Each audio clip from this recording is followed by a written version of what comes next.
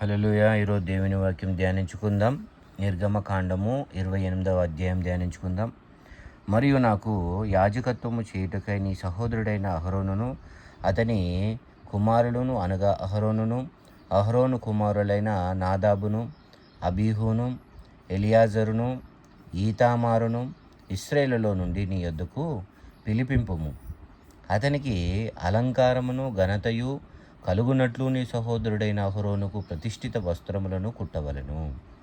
అహరోను నాకు యాజకుడగునట్లు నీవు అతని ప్రతిష్ఠించుదువు. అతని వస్త్రములను కుట్టుటకై నేను జ్ఞానాత్మతో నింపిన వివేక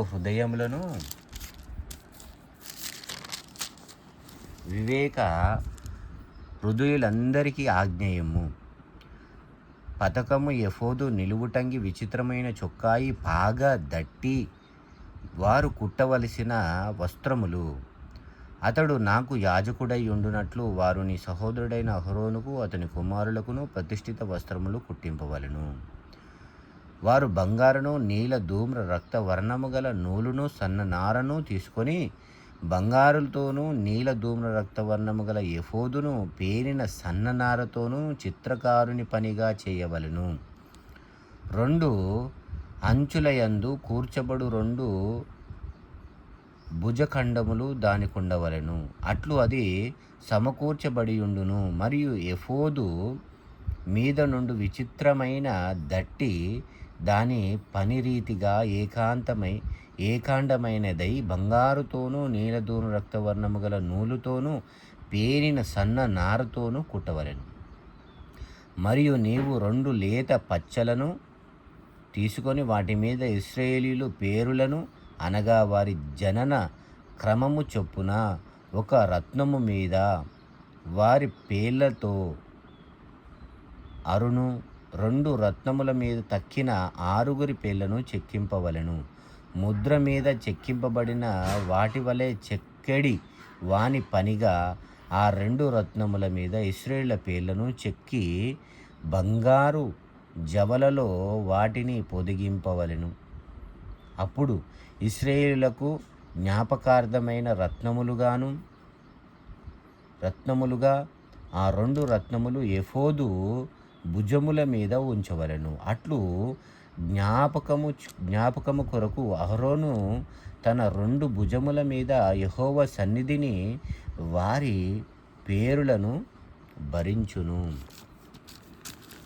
హల్లెలూయా. మరియు బంగారు జవలను మేలిమి బంగారుతో 2 గొలుసులను చేయవలెను. సూత్రముల వలె అల్లిక పనిగా వాటిని చేసి అల్లిన గొలుసులను ఆ జవలను తగిలింపవలెను. మరియు చిత్రకారుని పనిగా న్యాయ విధాన పతకము చేయవలెను. ఎఫోదు పని వలె దాని చేయవలెను. బంగారుతోనూ నీల, ధూమ్ర, రక్తవర్ణము గల నూలుతోనూ పేరిన సన్ననారుతోనూ దాని చేయవలెను. అది మడవబడి చచ్చౌకముగా ఉండవలెను. అది జానెడు పొడుగు, జానెడు వెడల్పు గలదై ఉండవలెను. దానిలో 4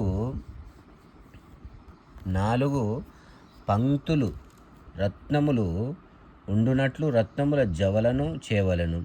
మాణిక్య, గోమేధిక, మరకతములు గల పంక్తి మొదటిది. పద్మరాగ, నీల, సూర్యకాంతము గల పంక్తి రెండవది. గారాత్మత్వము, ఇష్మరాయి, ఇంద్రనీలములు గల పంక్తి మూడవది. రక్తవర్ణపు రాయి, సూలిమాని రాయి, సూర్యకాంతములు గల పంక్తి నాలుగవది. వాటిని బంగారు జవలలో పొదగవలెను. ఆ రత్నములు ఇశ్రాయేలీయుల పేరులు గలవై వారి పేరుల చొప్పున 12 ఉండవలెను. ముద్ర మీద చెక్కిన వాటి వలె వారిలో ప్రతివాని పేరు చొప్పున 12 గోత్రముల పేర్లు ఉండవలెను. మరియు ఆ పతకము అల్లిక పనిగా పేనిన గొలుసులను మేలిమి బంగారుతో చేయవలెను. పతకమునకు 2 బంగారు ఉంగరములు చేసి ఆ 2 ఉంగరములను పతకపు 2 కొసలయందు తగిలించి పతకపు కొసలనున్న 2 ఉంగరములలో అల్లబడిన ఆ 2 బంగారు గొలుసులను తగిలింపవలెను. అల్లిన ఆ 2 గొలుసుల కొసలను 2 జవలకు తగిలించి ఏఫోదు ఎదుట దాని భుజముల మీద కట్టవలెను. మరియు నీవు బంగారుతో 2 ఉంగరములు చేసి ఏఫోదు ఎదుటనున్న పతకము లోపలి అంచున దాని 2 కొసలకు వాటికి తగిలింపవలెను. మరియు నీవు 2 బంగారు ఉంగరములు చేసి ఏఫోదు విచిత్రమైన దట్టిపైన దాని కూర్పు నొద్ద దాని ఎదుటి ప్రక్కకు దిగువన ఏఫోదు 2 భుజ భాగములకు వాటిని తగిలింపవలెను.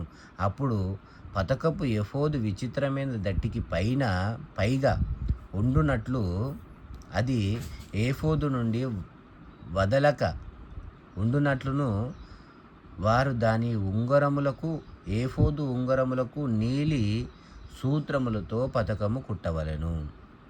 హల్లెలూయా.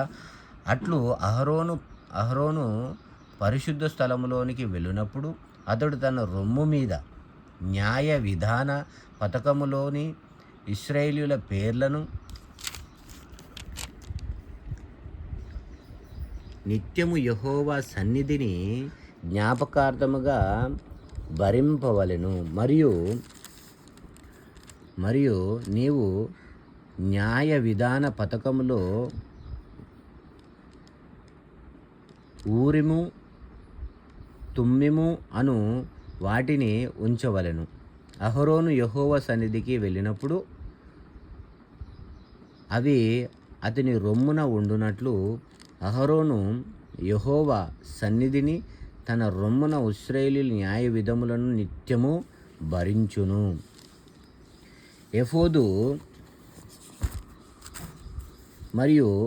ఎఫోదు నిలువుటంగిని కేవలము నీలి దారముతో కుట్టవలెను. దాని నడుమ తల దూరుటకు రంధ్రము ఉండవలెను. అది చినగకుండునట్లు కంట కవచ రంధ్రము వలె దాని రంధ్రము చుట్టూ నేత పని అయిన గోటు ఉండవలెను. దాని అంచుల చుట్టూ నీల ధూమ్ర రక్తవర్ణము గల దానిమ్మ పండ్లను వాటి నడుమును బంగారు గంటలను నిలువుటంగి చుట్టూ తగిలింపవలెను. ఒక్కొక్క బంగారు గంటయు దానిమ్మ పండును ఆ నిలువుటంగి క్రింద అంచున చుట్టూ ఉండవలెను. సేవ చేయునప్పుడు అహరోను దాని ధరింపవలెను.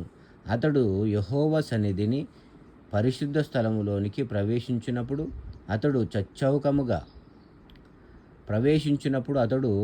చావక ఉండునట్లు దాని ధ్వని వినబడవలెను. మరియు నీవు మేలిమి బంగారు రేకు చేసి ముద్ర చెక్కునట్లు దాని మీద యెహోవా పరిశుద్ధుడు. హల్లెలూయా. ఇది ఎప్పటికీ మన హృదయంలో, మన యొక్క అంతరంగంలో, మన మూలుగులలో ఈ యొక్క మాట ఎప్పటికీ నిలువునుగాక. ఆమేన్. ఏమంటుండు ప్రభు? మరియు నీవు మేలిమి బంగారు రేకు చేసి ముద్ర చెక్కునట్లు దాని మీద యెహోవా పరిశుద్ధుడు అను మాట చెక్కవలెను. అది పాగ మీద ఉండునట్లు నీలి సూత్రముతో దాని కట్టవలెను. అది పాగ ముందటి వైపున ఉండవలెను. తమ పరిశుద్ధమైన అర్పణలన్నిటిలో ఇశ్రాయేలు ప్రతిష్ఠించు పరిశుద్ధమైన వాటికి తగులు దోషములను అహరోను భరించునట్లు అది అహరోను నొసట ఉండవలెను. వారు యెహోవా సన్నిధిని అంగీకరించినట్లు అది నిత్యమును అతని నొసట ఉండవలెను. మరియు సన్ననారతో చొక్కాయిని బుట్ట పనిగా చేయవలెను. సన్ననారతో పాగాను నేయవలెను. దట్టిన బుట్ట పనిగా చేయవలెను. అహరోను కుమారులకు నీవు చొక్కాయలను కుట్టవలెను. వారికి దట్టీలను చేయవలెను. వారికి అలంకారమును ఘనతయు కలుగునట్లు కుల్లాయిలను వారికి చేయవలెను. నీవు నీ సహోదరుడైన అహరోనుకును అతని కుమారులకును వాటిని తొడిగింపవలెను. వారు నాకు యాజకులగునట్లు వారికి అభిషేకము చేసి వారిని ప్రతిష్ఠించి వారిని పరిశుద్ధపరచవలెను. మరియు వారి మానమును కప్పుకొనుటకు నీవు వారికి నారలాగులను కుట్టవలెను. వారు ప్రత్యక్షపు గుడారములోనికి ప్రవేశించినప్పుడైనను, పరిశుద్ధ స్థలములో సేవ చేయుటకు బలిపీఠమును సమీపించినప్పుడైనను వారు దోషులై చావక ఉండునట్లు అది అహరోను మీదను అతని కుమారుల మీదను ఉండవలెను. ఇది అతనికిని అతని తరువాత అతని సంతతికిని నిత్యమైన కట్టడ. హల్లెలూయా. దేవునికి స్తోత్రం. విన్నవారిని వారి కుటుంబాన్ని దేవుడు దీవించునుగాక. ఆమెన్.